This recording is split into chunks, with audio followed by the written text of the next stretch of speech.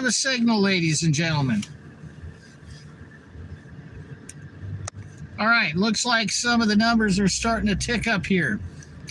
All right, this is your host, Joe Imbriano, the Fullerton Informer, coming to you on this Thursday afternoon, August 18th, 2022. And I want to talk to you about this car crash that involved this Hollywood actress, all right? I know it's been about a week or so since all this unfolded, but it does bear a discussion, folks, because it's a very important topic I want to broach here. And here we go again. How do we have more likes than views? All right. Where are the comments? Do we have any comments in this? All right, I don't see any comments, but it looks like we're starting to pick up an audience. This is your host, Joe Imbriano, PO Box 4121, Fullerton, California, 92834. On the web at thefullertoninformer.com, 5gdangers.com, celltowerdangers.com, and vaxdangers.com. And on it goes, folks. All right, so on August 6th of 2022, we were told that Ann Heche had lost control of her brand new blue Mini Cooper and had crashed into I believe, an apartment, and then fled the scene and then crashed into a house in Mar Vista in a suburban community of Los Angeles, where the car had entered the home and the home was engulfed in flames. And it took allegedly all these people upwards of 50 minutes to extract the car and to get her out of there. And so I wanted to make a couple of points. Number one, her car was very new, all right? That's a firmly established fact. Any photos of the car, you can see it has the temporary registration sticker on the windshield, okay? Number two, the allegations were that she was seriously badly burned. And what we know from the video evidence that we saw from the scene, specifically the helicopter on the scene, reporting for, I believe it was Fox LA, or a Fox affiliate in Los Angeles, that they were rolling her out on a stretcher inside a body bag. Okay? And on this stretcher, there was no neck brace, there was no intravenous hookup, there were no monitoring devices on her. She was zipped in a body bag, and just before she's placed in an ambulance, the number of the ambulance, by the way, is number 63 or 36s or whatever you want to say about it. Right before she's about to be wheeled into the ambulance, you can see her break out of the body bag, and it looks like from the two angles from the different videos that were shot at the scene, it looks like she's trying to get out of the stretcher. Now, two important things here. Actually, three important things. It was a brand new car. I forgot to mention earlier in the day, I believe in Venice, she was having her hair done and was shopping for a wig, posed for a picture with the salon owner hairstylist, who stated that she appeared to be in a good mood and normal, right? So this, I believe, was just 30 minutes before this event took place that she was photographed in a hair salon. That photo is on the internet as well. So 30 minutes later, you could see from somebody's Ring doorbell camera footage or an Amazon camera footage, I'm not sure what technology provided this, but it was a neighbor's home, and you could see this blue Mini Cooper speeding down the street. Sounds like it's out of control, and running into the curb, scraping on something. You can hear the tires screeching, and literally minutes later, this car ends up inside of a house, starting a fire that destroys the home, with Ann Heche in the car. Now, the question I have, was it possible that this car was commandeered by external hacking forces through the use of a technology called BlackBerry QNX? connecting to the CAN bus system on the car that has the ability to take control of the gas pedal, the brake, and the steering wheel and everything else? Number one, that's a question I don't know the answer to. I don't know if it was remote controlled or hacked, but I do know that all new cars are hackable.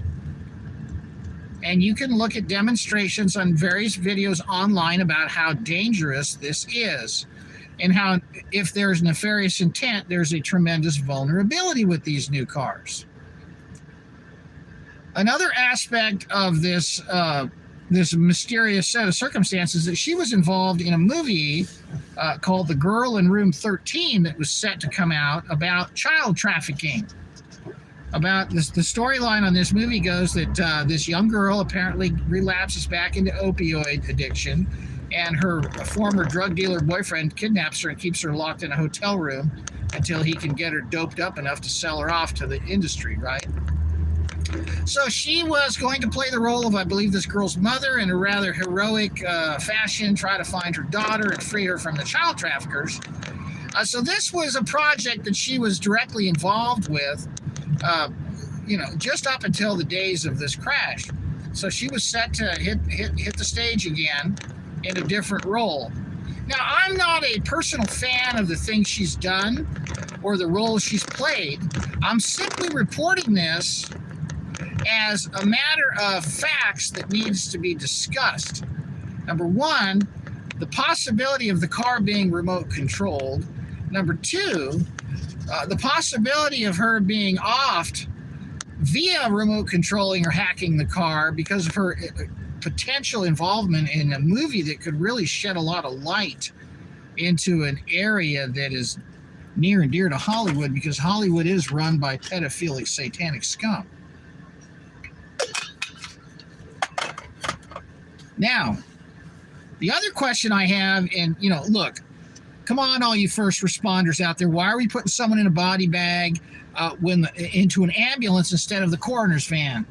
Number two, why are we putting somebody on a gurney that just got out of a car accident, extricated from a vehicle and a burning building, without neck immobilization, without spinal immobilization?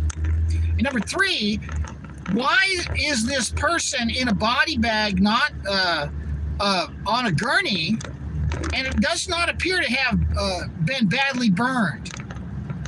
She did not appear to be badly burned. Her hair was intact. The back of her skin did not look all singed up. The only thing that had black soot on it were her feet. Now, what happened here? Once again, a lot of mysteries surrounding this. It's not adding up. It's not making sense. Some people at the scene allege that the car could not have entered the home from the direction it was alleged to have come from. So, folks, all I know is you got somebody that was deeply involved in Hollywood, and that is not a good sign. You cannot work for the deniers of Jesus Christ in their system and ever get out alive, okay? They own you. Once you sell your soul, they own you in Hollywood, okay? Those are facts. Number two, I want you all to be aware that just about every new car on the road now has the ability to be hacked remotely and commandeered and remote controlled through various vulnerabilities in the automobile's connectivity systems. I mean, come on, folks. You think all this stuff is for your convenience, all this Bluetooth and all this, come on, man. I mean, seriously, you gotta, all right. So number two was the fact that they could commandeer and hijack any new car and make it look like an accident and kill you. Those are facts, folks. I'm not saying that's what happened here. I'm just saying that it certainly seems very odd the way that they're alleging she was, they found cocaine in her system, and they're trying to claim that she was, I don't know what they're trying to claim at this point, folks. All I know is you don't put somebody that just got extricated from her and keeping her alive and keeping her on life support, then why did they put her in a body bag? Why didn't they put her on oxygen? Why didn't they hook her up to an IV immediately? Why didn't they triage her on the spot? Why did they put her in a body bag immediately? what's going on here? Why did she crawl out of the body bag attempting to escape from the stretcher? And then you can watch the first responders in ambulance or paramedic number 63. There's your 3 6s. On August 6, 2022, literally shove her into the ambulance as she's trying to get up while she's still in a body bag. Folks, do you not see the serious problems with what I've just said? Look, I did not know this person. I knew nothing about her other than she lived a life that I do not approve of and played roles in movies that I'm not fond of. And nobody, no matter what their past is, should have to be subjected to the treatment that I saw her get on that accident scene. And that is, you don't put someone in a body bag and then put that body bag into an ambulance unless they've been pronounced dead. And if someone tries to get out of a body bag and tries to get off the gurney, you know what? You might want to sit back for just a minute and kind of assess the fact that, hey, this person's not dead. Why did we think she was dead? Or was this all just another Hollywood production? I can't say for sure what happened, folks. But all I know is when things don't make sense, I have to look and see if there's anything we can glean from it that can possibly benefit society at large. And what I can tell you from this tragic event is that you all need to be extremely aware and cognizant of the ability of your automobile to be remote controlled and hacked. That's right, they can control your steering wheel, they can stop your brakes, they can accelerate your car, they can shut your car off, they can steer you into oncoming traffic, they can make it look like an accident, and they can make you go away. One of the reasons why I'm driving a 28-year-old car is because this car does not have that type of technology in it. It doesn't have that level of sophistication. The accelerator in this 1994 BMW 318i, piece of junk as my son calls it, has a cable that is directly connected to the pedal, that is directly connected to the throttle body. There is no computer controlling the accelerator. My transmission gear shifter in the automatic transmission is a steel lever that goes directly into the transfer case. And it cannot be hijacked with a computer because it is a manual, old school linkage, just like the throttle. And the brakes are hydraulic. There is no computerization involving the brakes. It's simply hydraulic pressure and fluid running through lines to the master cylinder. What am I getting at with all this? Is that you have vulnerabilities, folks. And when somebody has something horrific happen to them, when they're trying to expose something horrific, such as Heche was with this upcoming movie, it makes you wonder whether she was targeted and maybe the attempts to off her failed, and maybe she fought for her life trying to get out of that body bag in that ambulance. We do know that from what we're told, she was intubated once she got to the hospital. We don't know much more than that. And we all know that it's very easy to kill someone in a hospital. Okay? One of the easiest places to kill somebody, one of the easiest places to kill somebody is in a hospital. Okay? Why?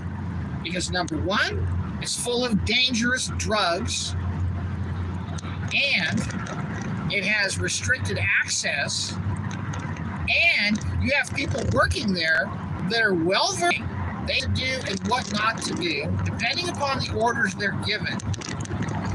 They can make you sicker, or they can make you better, or they can kill you. All right? It isn't hard to kill somebody in a hospital when all they have to do is put an IV on you, and you don't know what's going into you. All right? You know, they'll tell you it's a sodium chloride drip to rehydrate you, and you know, unless you're paying attention to the green bag, how do you know it's not propofol, right? I mean, come on. We live in a dangerous world run by very dangerous people, folks. And, you know, if you're driving around, you know, loving your... And by the way, the Tesla is the most hackable car in the universe. All right? So, you know, shout out to all you people that are driving around in something that's got more hackable vulnerabilities than anything on the road. And it does... Look, the more technology a car has, the more hackable it is. All right?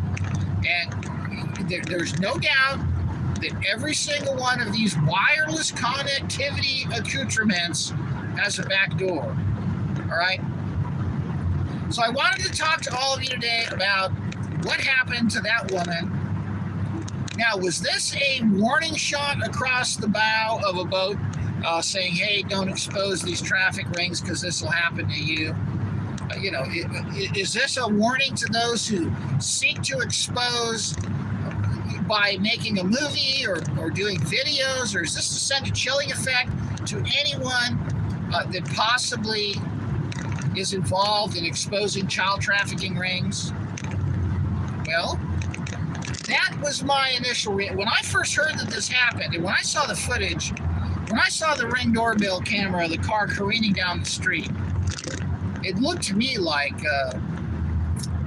that car had been hijacked, carjacked, commandeered by something besides the driver, because they admit the thing was out of control. And 30 minutes later, 30 minutes earlier, she was in a hair salon. And here's the part that I don't understand.